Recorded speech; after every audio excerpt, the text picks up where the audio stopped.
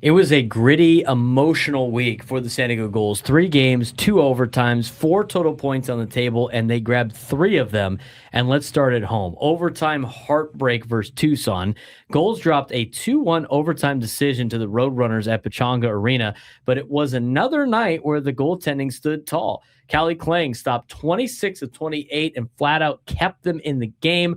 Ryan Carpenter opened the scoring off of a feed from Justin Bailey. Carpenter now has 5 points in his last 4 games and 30 on the season. Tucson tied it late. They won it in overtime, but the Gulls still grabbed a point, and they're now 4-0-1-1 against Tucson this season, and that's not an accident. No, absolutely not. They have been very, very good against Tucson. You can tell sometimes when a team just has your number, and it appears as though the Gulls just have the number of the Tucson Roadrunners. On to the defensive statement in Texas. Then came the road trip. They knocked off the Texas Stars 2-1 in a disciplined playoff-style game. Klang again, rock solid. 28 of 29 saves. Now 13 wins on the season, 2.51 goals against average. Confidence is really radiating through this lineup. Yeah, it absolutely is. And Nathan Gauthier answered Texas's early goal in the second, matching last season's goal total already this year. Justin Bailey hit the game winner.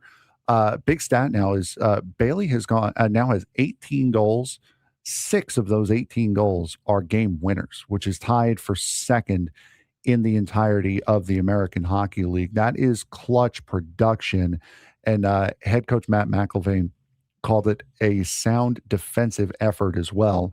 And that's really starting to become the identity of the San Diego Gulls team. Let's talk about this 6-5 overtime loss. The Saturday night, the chaos ensued. 6-5 overtime loss to Texas in a back-and-forth shootout. Power play goals, shorthanded rush but from Tyson Hines, 2 goals from Nicolas Brulard, a fight from Ronald McEwen, 30 saves from Thomas Susanik.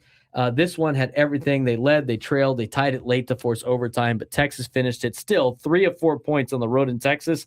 That's significant. You'll take it if you're the Gulls right now. Yeah, that is a huge, huge swing as far as the points are, as far as the standings are concerned. We talked about it being buried down in 6th place, but being very, very close to a big swing, and to be able to take 3 out of 4 from Texas is absolutely huge for this season for the Gulls.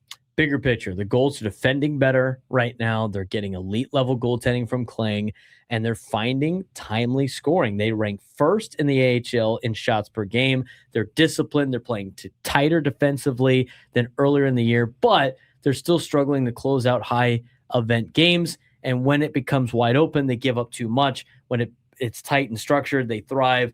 That's a maturity thing. But this is a team that's very young and a team that finally gets to settle in. We've talked about this a lot on the Gulls updates.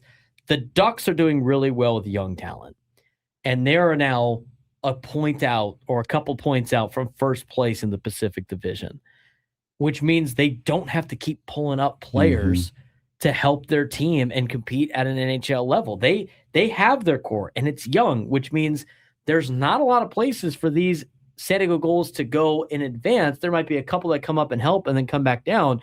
But with that being said, this is a team that can finally start playing good hockey together as a unison. And now you might be getting sent down good players instead of sending all of your best players up to the NHL parent club. Yeah, absolutely. And the one thing that really stands out for me there is that they're ranking first in shots per game in the league.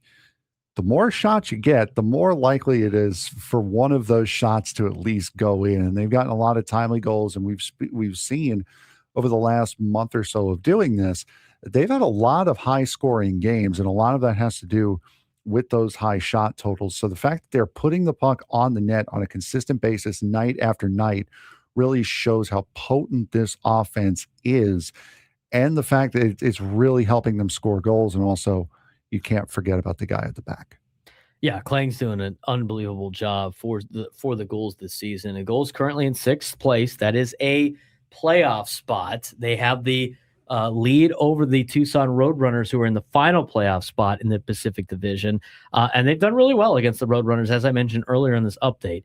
They haven't lost to them yet in regulation. So something to pay attention to is they have 4 wins, no losses against the Roadrunners, 1 overtime loss and 1 shootout loss. to Tucson.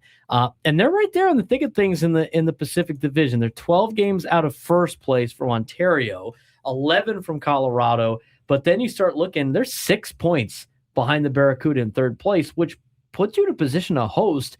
And it's very beneficial for you in the AHL playoffs. Yeah, absolutely. And that's just 3 games. You get 2 points for a win. You get 1 point if you go into extra time, into overtime or a shootout, or if you lose in a shootout, doesn't matter. You still get that 1 point. So that's really just 3 games behind the San Jose Barracuda. So that is doable, especially with how much time is left still in this AHL season. Yeah, and of course, if you're thinking about the AHL playoffs, first round, best of 3 series, division and semifinals will be best of 5. Conference finals in the Calder Cup are the best of 7 format. So we'll see how this plays out. But right now, the Gulls are in this playoff spot, and they're not far away from potentially having home ice advantage in some of these playoff games. We'll have you updated next week.